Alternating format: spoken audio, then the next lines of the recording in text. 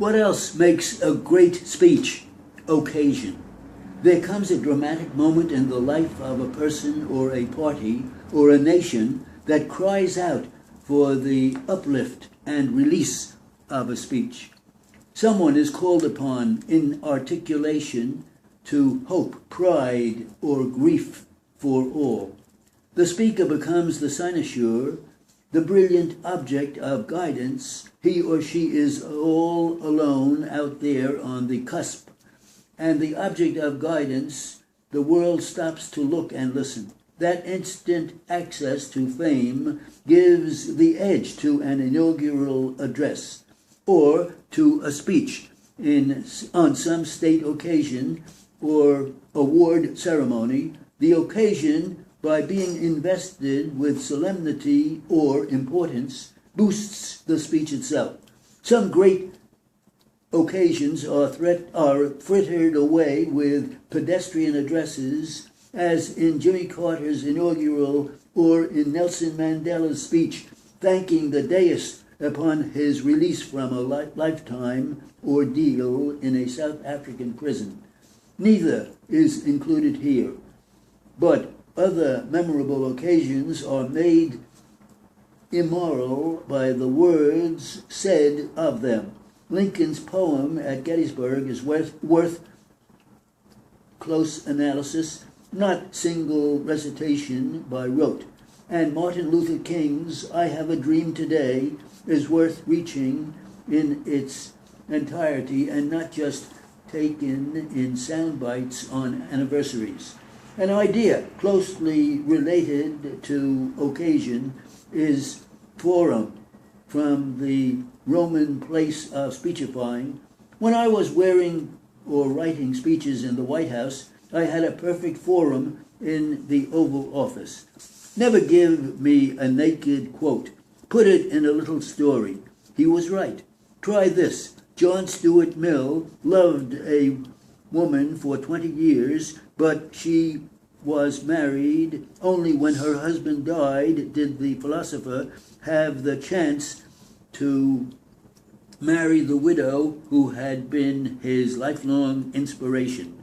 Harriet Mill helped teach her inarticulate new husband the art of oratory. They worked together on his masterpiece, On Liberty, but she died before it was published. In an article about oratory, he must have remembered when she told him everything important to his purpose. There you have a little story, a utilitarian trick to put a little flesh on the bones of quotation. Are all the speeches herein great speeches, thrilling, profound occasions, delivered on momentous occasions? Of course not. Some are merely famous speeches. Mark Twain on speech making is humor on rye. Kissinger on isolationism won't knock your emotional socks off. In fact, any speech by a living politician is hard to categorize as great until the speaker is elevated to iconhood, dispatched down to Gehenna or dead. Some of the speeches herein were chosen because they are representative, and representative words are not great in the sense of being timeless or majestic, but they contain a persuasion and a passion. On the other hand, and every great speech is a good speech, what Harry Truman's stump speech lacks in depth and shape, it makes up for in rest or zest. What Jonathan Edwards' sermon lacks in grace, it delivers in hellfire. In this anthology, the ultimate criterion in what makes a speech great is whether I think it is great. Do not be shocked by the subjectivism.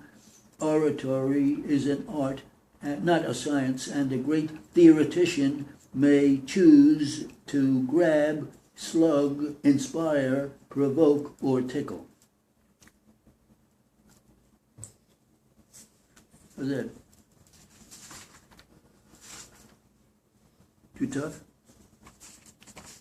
No, it's okay. A lot of those words were not coming up. Fuck. Why is that? I don't know. Tickle. Tickle. I Oh, don't know. tickle, okay.